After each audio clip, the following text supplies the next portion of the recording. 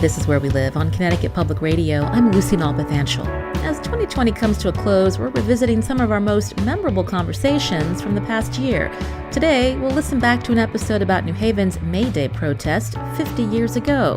This was a day in 1970 when thousands of protesters gathered on the New Haven Green in support of Black Panther Party leaders Bobby Seale and Ericka Huggins, on trial in the city.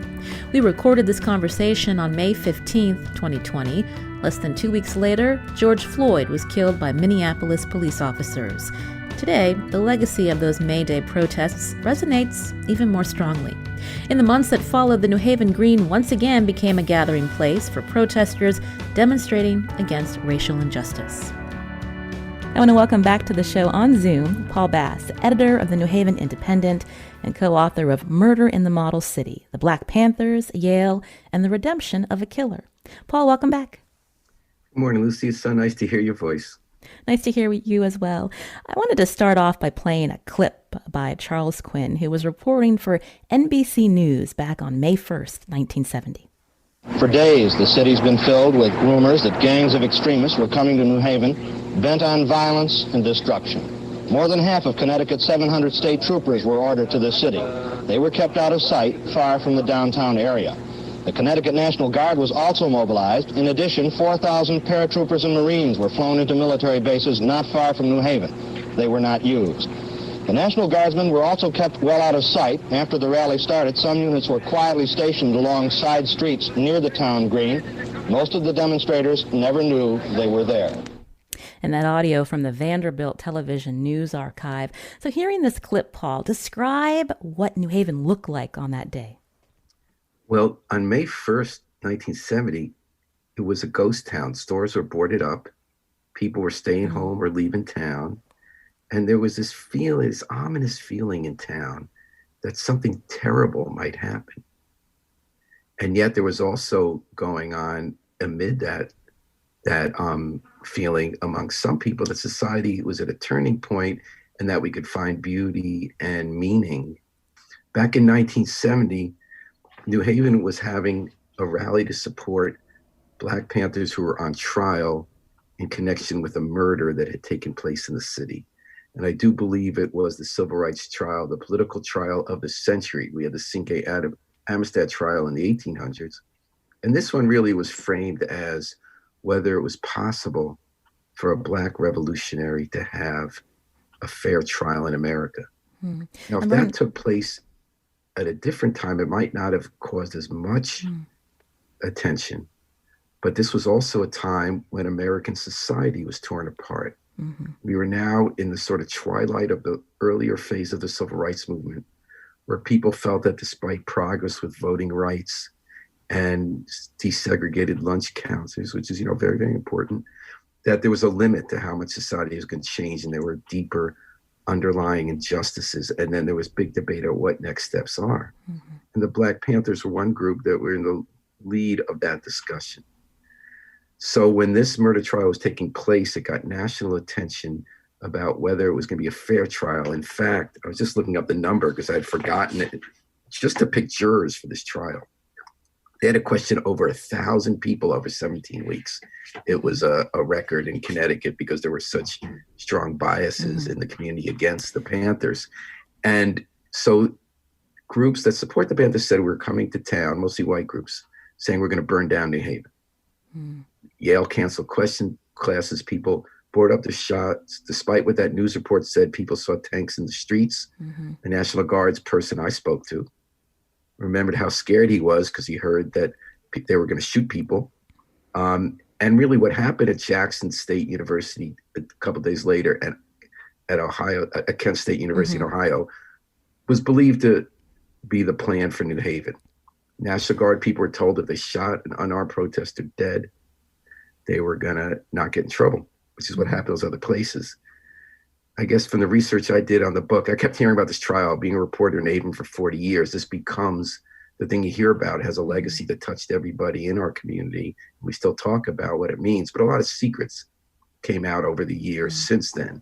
Secrets about how the FBI, through a program called COINTELPRO, counterintelligence, was breaking the law to try to prevent what J. Edgar Hoover, the FBI director, called a black messiah.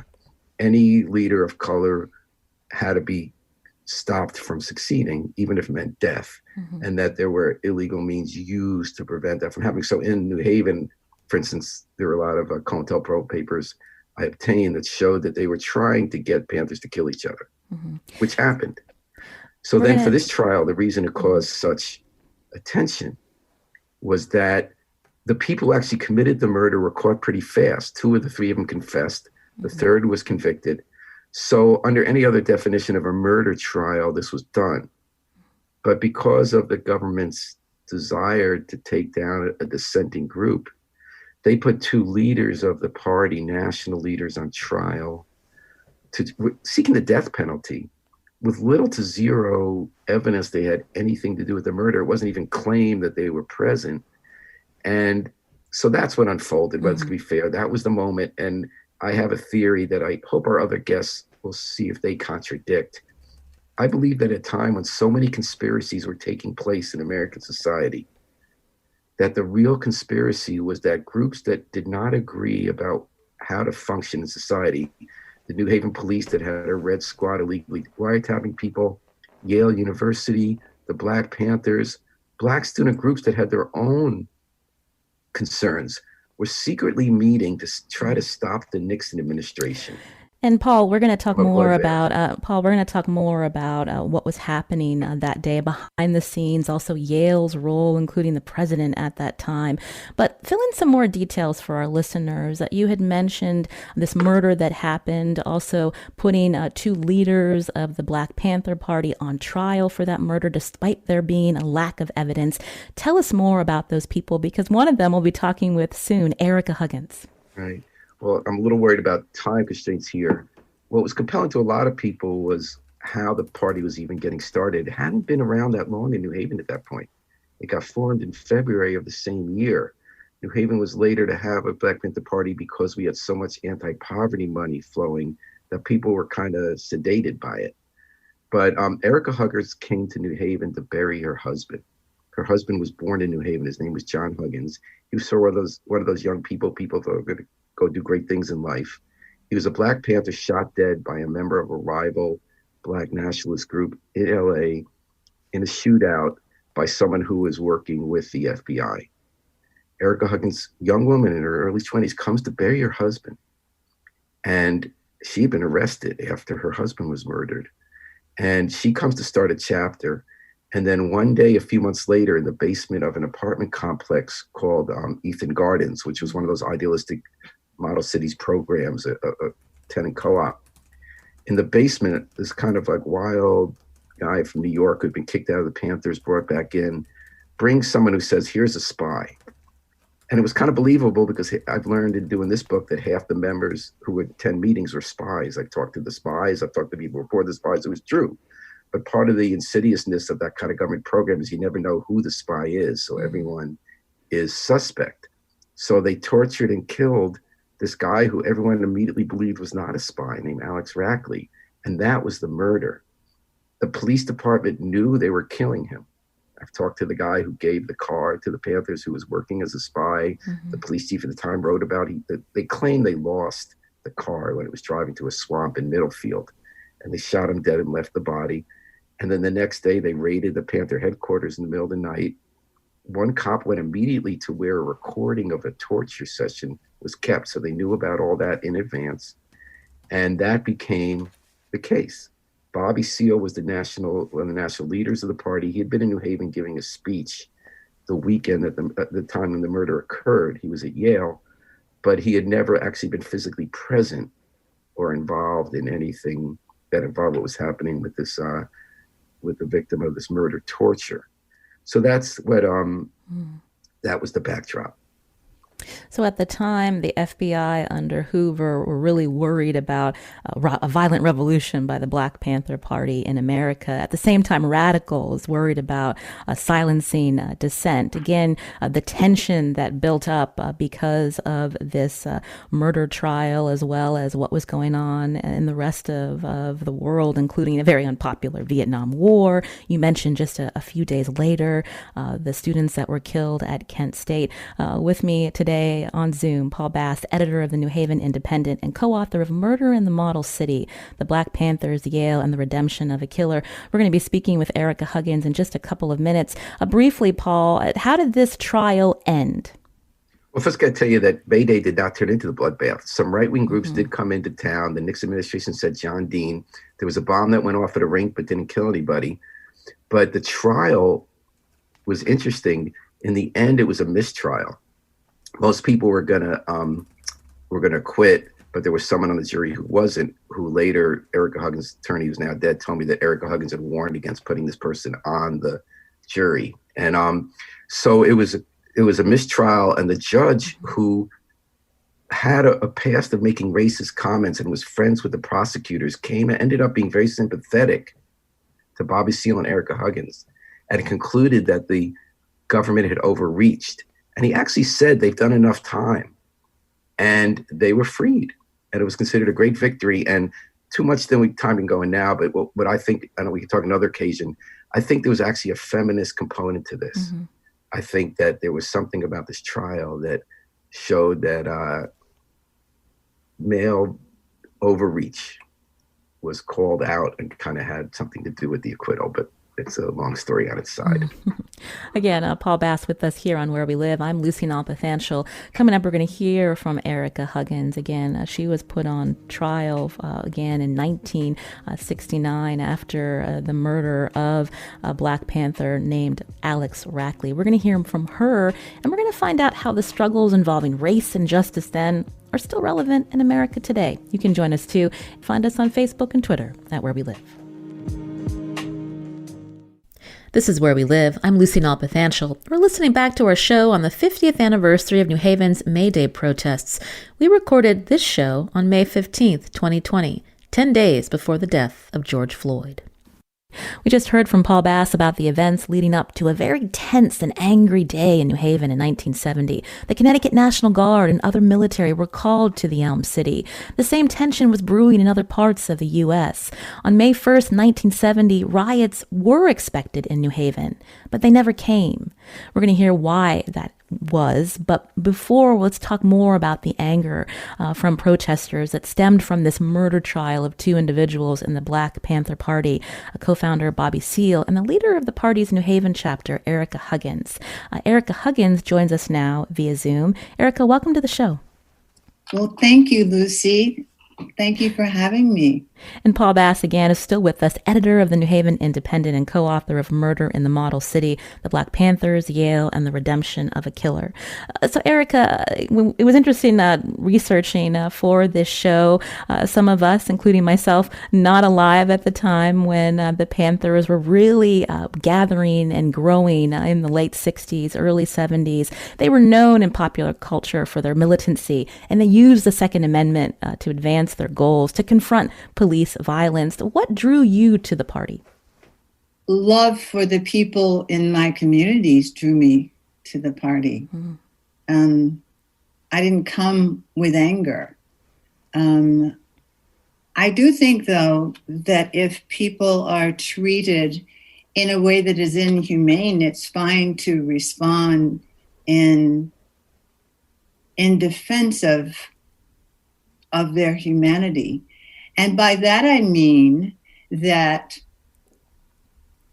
the programs, the community survival programs that the Black Panther Party started, there were 65 of them over the years.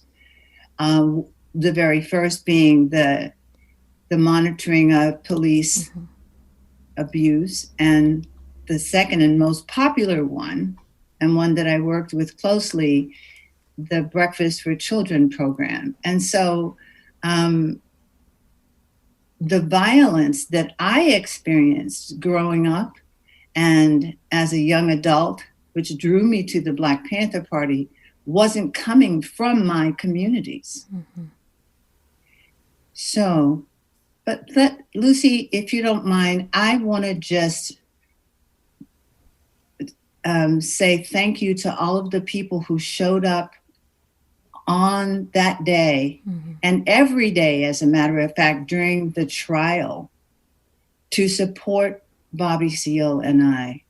and all of the other people who were standing for what is right and humane and just. Mm-hmm. And I recognize and have so much gratitude for the fact that I am one of many. So many of the people who were rounded up in these conspiracy trials and arrested and incarcerated still have not seen the light of day. Mm-hmm. And I am so grateful that I am able to be with my children and with the people that I love. So I just wanted to say that. Mm-hmm. And I hope also, though, that I answered your question. Well, it's good to talk with you, Ericka Huggins. I wanted to learn more about the time that you came to Connecticut. It was a traumatic time in your life. Your husband, yes, John Huggins, again, he was a leader in the Black Panther Party, I believe, in Los Angeles, was killed. You had a young baby. You yes. came to New Haven to bury him. I believe he was a native of New Haven. What was yes. that time like for you? I was brokenhearted. And another gratitude is to Elizabeth and John Huggins Sr. for welcoming me into their home when I came. I was in one moment on January 17, 1969, when my husband, John Huggins Jr. and Al Prentice Bunchy Carter were assassinated. This too was orchestrated by the FBI's counterintelligence program, as Paul explained. Mm-hmm. And so I came in that moment on that day, I became in one breath a single mom of a 3-month-old, the baby of John Huggins and mine. Mm-hmm. And I became a widow, and I was 21. So I was grieving when I got to New Haven. I did not come to start a chapter of the party. I came to be with family and to be with myself. Mm. However, that grieving process was paused when members of the Black community in New Haven and Yale students asked me if I would stay and start a chapter of the party, and I said yes. Mm-hmm. And so what were some of the programs and initiatives that you started or tried to begin in New Haven once you were welcomed into the community? Well, we were, and I really was welcomed, and it was very healing. So there were a group of Bridgeport, Hartford, New Haven, young African-American people who joined the party. And also we were connected with party members in Boston and in New York City and other locations as well on the East Coast. But the programs that we wanted to start were the Free Breakfast for Children program and a People's Free Medical Clinic. And we didn't get very far. I came in January for John's funeral. And then we began in February. And then in May, we were arrested for conspiring to commit murder. Mm-hmm. And when I say we, there were a huge group of us arrested. Mm-hmm. But those were the programs that were dearest to my heart, and we wanted to do that. In addition, we wanted to be of use like we had been in LA. In the LA office, people came to us for everything. Re-entry from prison, finding out about veterans' rights as, Vietnam vets came back. We even worked with the Black Police Officers Association in Los Angeles. We answered questions about how people could get services. And we talked to people about their own family needs and education and so on. So the Black Panther Party was demonized, and that was partially to do with the way in which the FBI was intending, as the mission of COINTELPRO says, to neutralize us. And COINTELPRO, again, was the FBI counterintelligence efforts used legal measures, again, to surveil members of the Black Panther Party. You talked about what it was like to be rounded up and arrested, many of you around that time. There was a lot of fear and paranoia before that. That's what led to what happened to Alex Rackley? What led to Yes, and what led to Alex Rackley's death was the fact that the FBI, in collusion with the New Haven Police Department, orchestrated it. And I can only say that there were so many agent provocateurs and informants, operatives of the FBI involved. And I didn't know Alex Rackley before the day that he was pushed in through the front door by another man who later became state's witness, who loudly declared that Alex Rackley was an informant. I could see in this young man that there was nothing about him that would bring harm. And by the way, Lucy, there isn't a day that goes by that I do not think of Alex Rackley. Ericka Huggins is on Where We Live. She's an educator, human rights advocate. She was a member of the Black Panther Party from 1967 to 1982.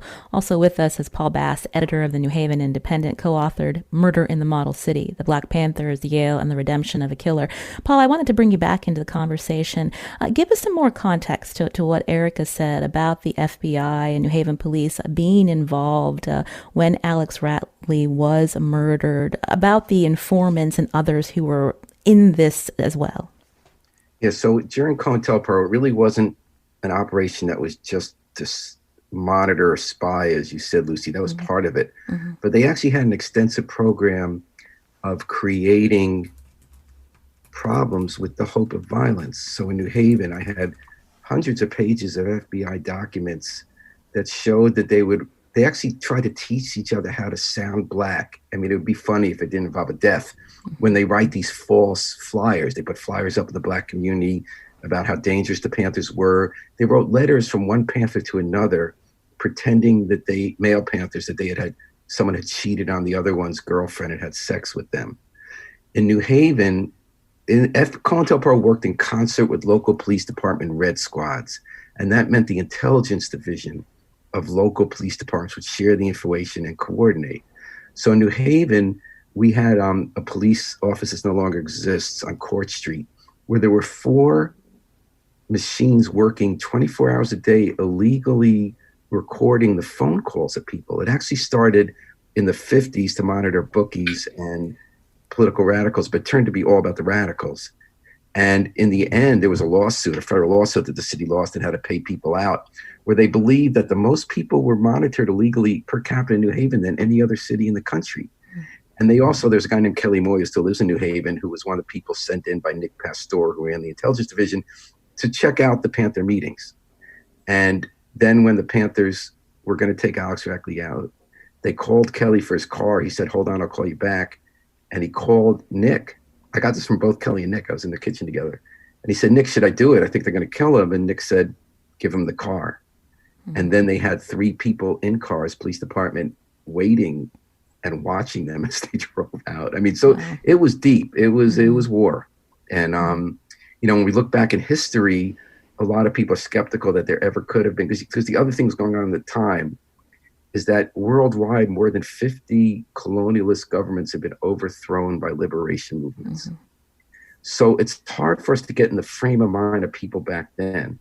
But that was a time when there was a belief that very intelligent people believed that could happen here. So that was the whole context to that. The other thing Ericka brought up, the other thing that strikes me 50 years later. So I read a lot of Black Panther newspapers from New Haven at the time when I was doing the book.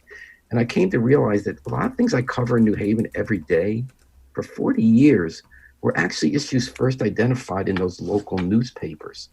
We write a lot now of Black Lives Matter, police misconduct. They really were the first to monitor what police did and talk about the power of just watching.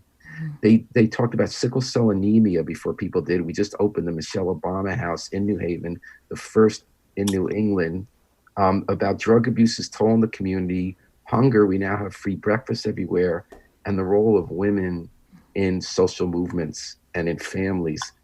So it's kind of interesting to look back at that legacy that way. Ericka Huggins, we now know, and Paul has also told our listeners, again, the government did not have evidence that said that you or proved that you and Bobby Seale were involved in this conspiracy to murder Alex Rackley.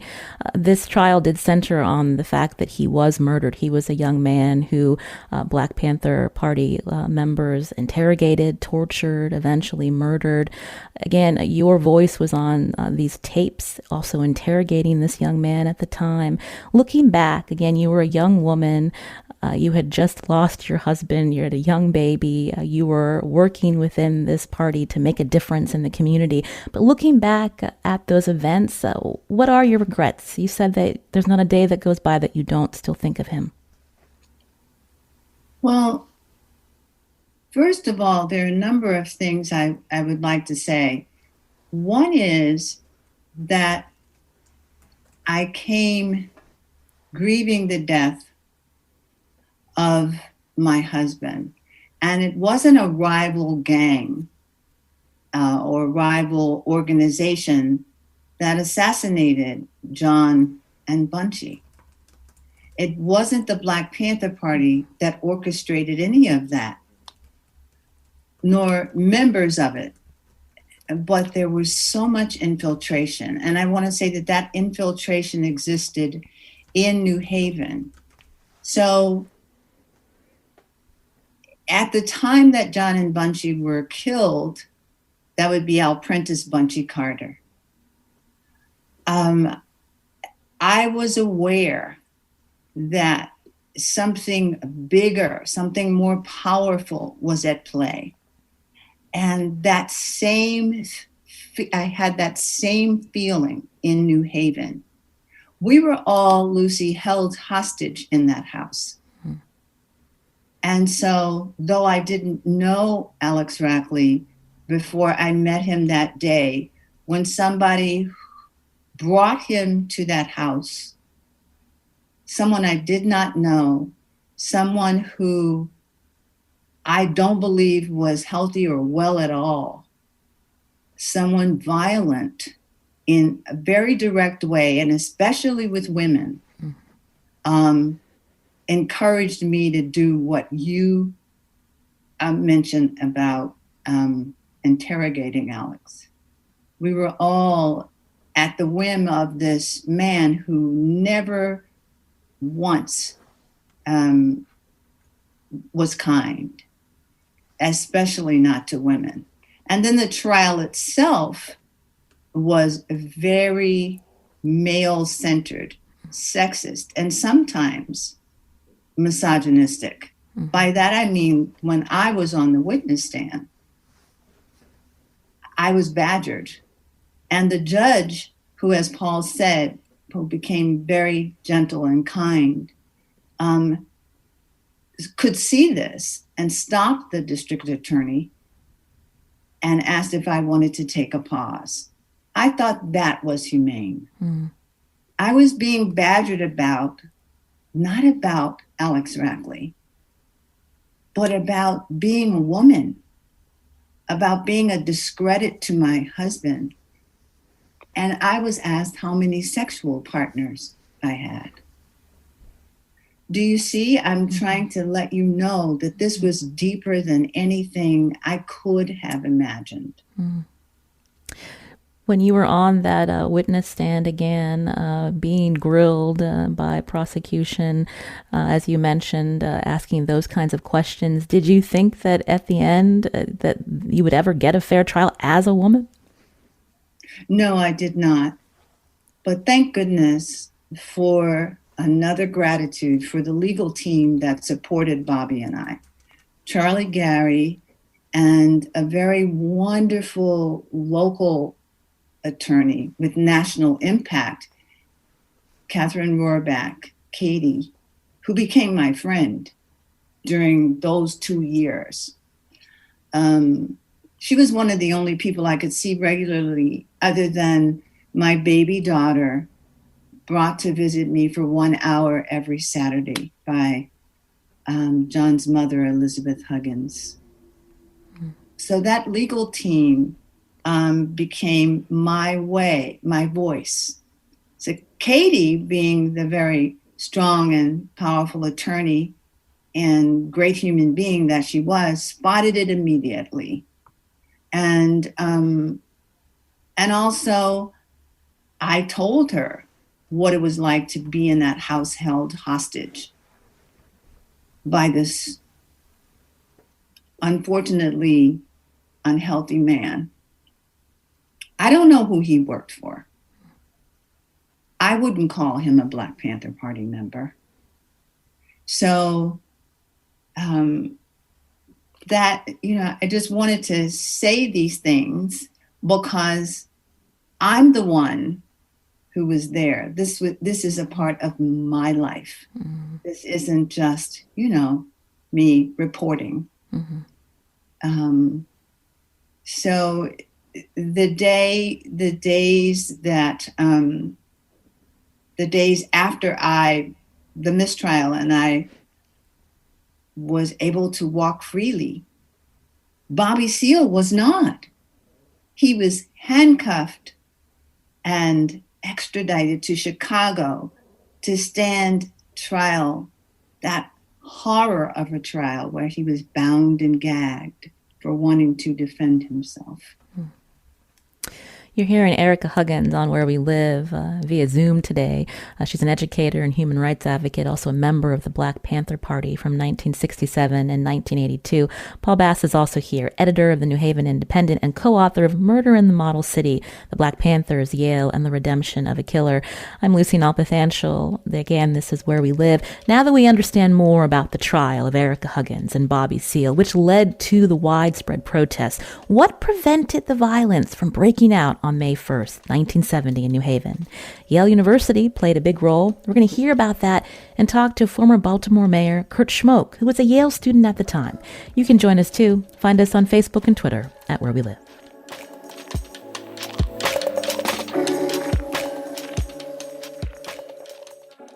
This is Where We Live. I'm Lucy Nalpathanchel. May 1st, 2020 marked 50 years since New Haven's May Day protests.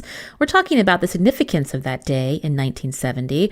This conversation was recorded earlier this year, May 15th, 10 days before the death of George Floyd.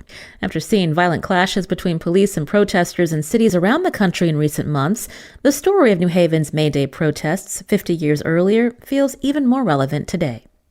Today we're looking back to May Day, 1970, with my guests, Paul Bass, editor of the New Haven Independent, co-author of Murder in the Model City, The Black Panthers, Yale, and the Redemption of a Killer. Ericka Huggins is also here, an educator and human rights advocate, a poet. She was a member of the Black Panther Party from 1967 to 1982. Paul, I wanted to go back to you. So let's again talk about this Yale's role in helping keep these protests from boiling over. Let's start with Yale president at the time, Kingman Brewster. What do we know about him? So Kingman Brewster was an upper-class patrician Republican who was in a fight with other members of his class against the Nixon administration about the future of the Republican Party and the university. So he had opened Yale's gates to African-American students, reluctantly for women, but more enthusiastically for African-American students, to try to say there will be more of a meritocracy. And Nixon and his Vice President Agnew hated Brewster, and Brewster made a comment when they decided to suspend classes at Yale and open the gates of the university when protesters came. They said that they started attacking Brewster. Brewster said he had questions about whether a Black revolutionary could receive a fair trial in America, which became the distillation for America of what was at stake. Mm-hmm. They found out that at Harvard, there had been a rally with white radicals in support of the Panthers a couple weeks before that, because they had closed gates So they said, we're going to invite everyone in. But I don't think it was Yale that gets the credit for stopping the violence. I think it was a group of organizations that really united in a common interest despite disagreeing with each other. Secretly at night, while during the day, Jerry Rubin and others were trashing the Yale president, while the Yale police were illegally wiretapping the Yale president, the Black Panthers, the Black students, the Yippies, and the Yale people were meeting secretly at Kingman Brewster's house to try to figure out how to stop violence on May Day. Bobby Seale from jail made a recording that said this is not the right time for violence. The Black community in New Haven was very concerned about violence, asked people to stay home or had monitors. And then when there were moments when real violence could erupt, Doug Miranda, who was from the Black Panther Party, drove a car around into the crowds with Bobby Seale's voice saying now is not the time to commit violence. At one point, a person who was widely believed to have been infiltrated tried to get a crowd to attack the police. There was a little bit of tear gas and everyone ran into Old Campus while Allen Ginsberg chanted Om, and they wiped their eyes. So they had their little bit taste of revolution. But as I said, Lucy, what really didn't happen, and I think was supposed to happen, happened at Jackson State University and at Kent State, where unarmed protesters were shot dead.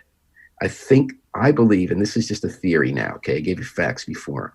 My theory is that the real conspiracy was the Black Panthers, Black students, Yale University, and even the police, who in other moments of the day weren't working together, stopped the Nixon administration and white motorcycle groups that did come to town and may have been responsible for bombings at the New Politics Corner and Ingalls Rings from turning New Haven into a bloodbath. And May Day became, for us locally, memorable, but nationally just a footnote at a time. And the other thing we forgot to mention, Lucy, was the night before May Day, it was revealed that we were starting to bomb Cambodia illegally.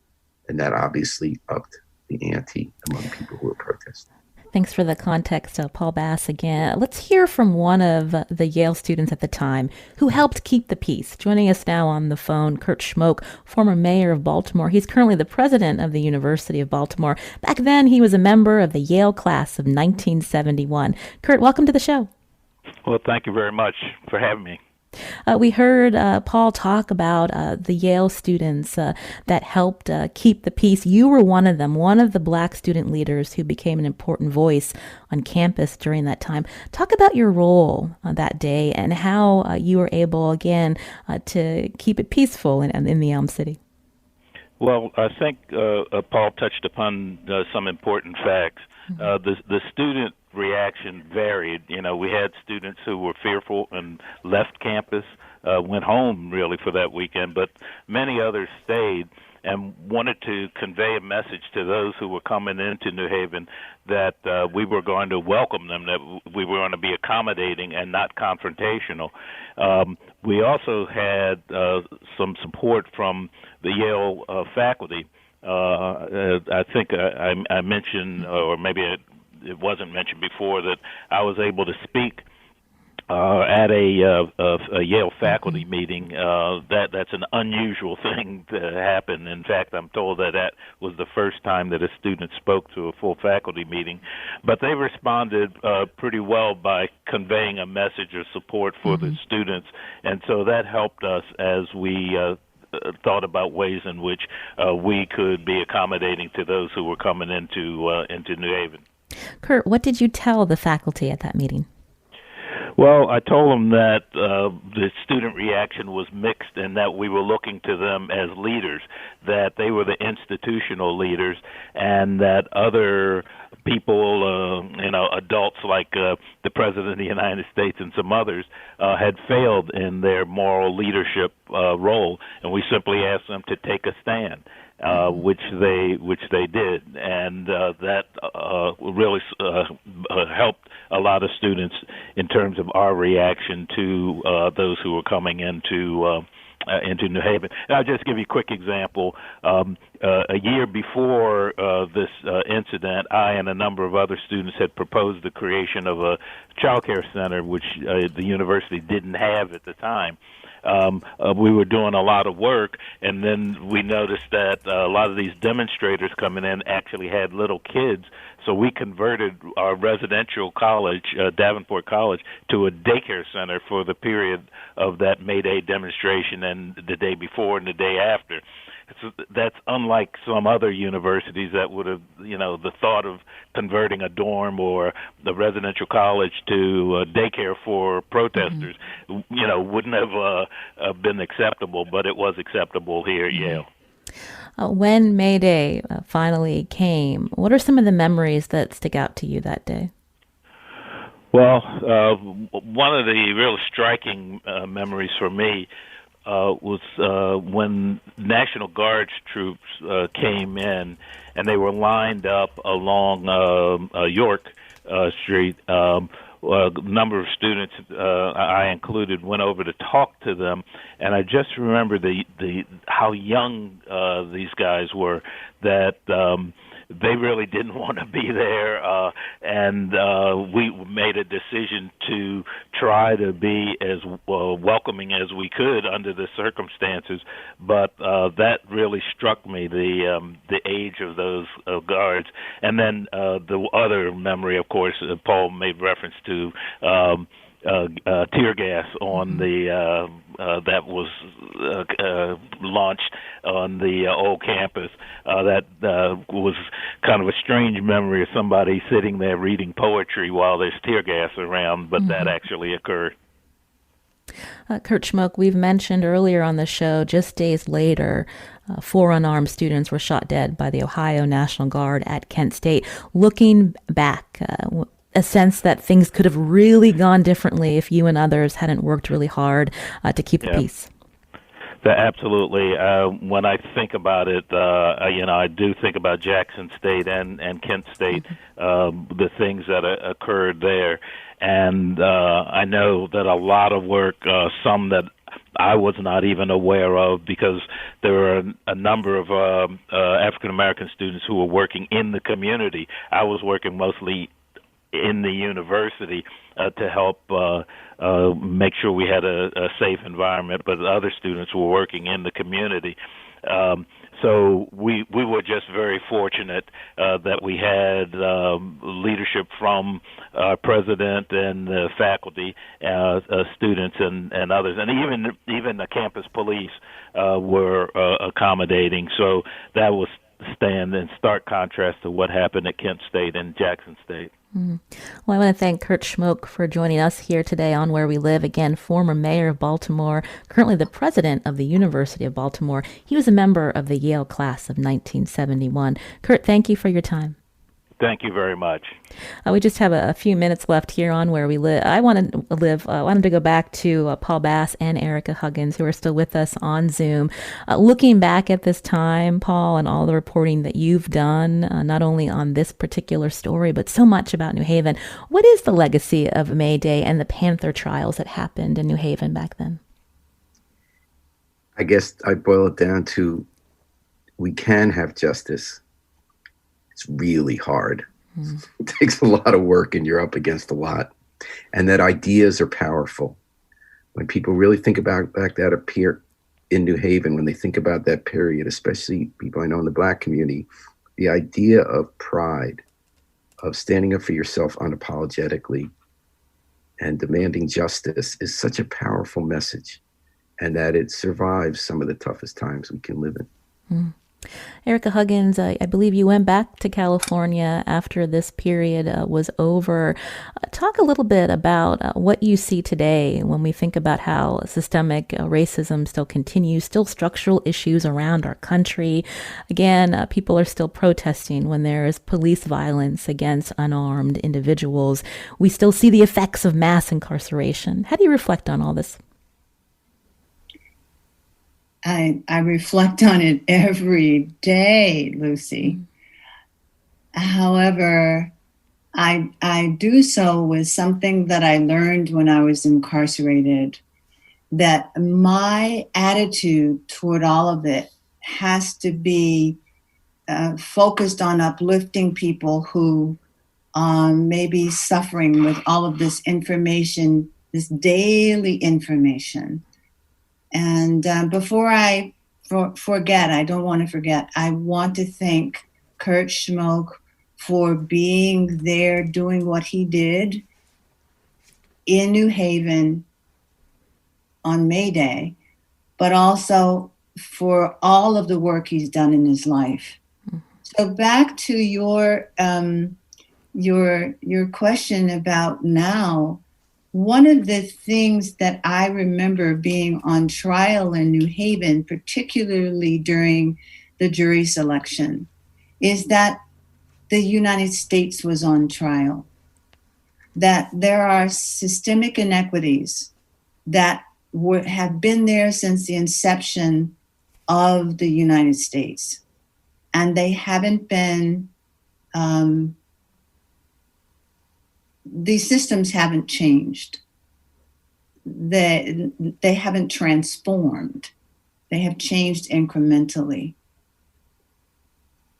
I think that what we see, for instance, now that the news is given us because of community support, what really happened with Ahmaud Arbery as an example. Mm-hmm.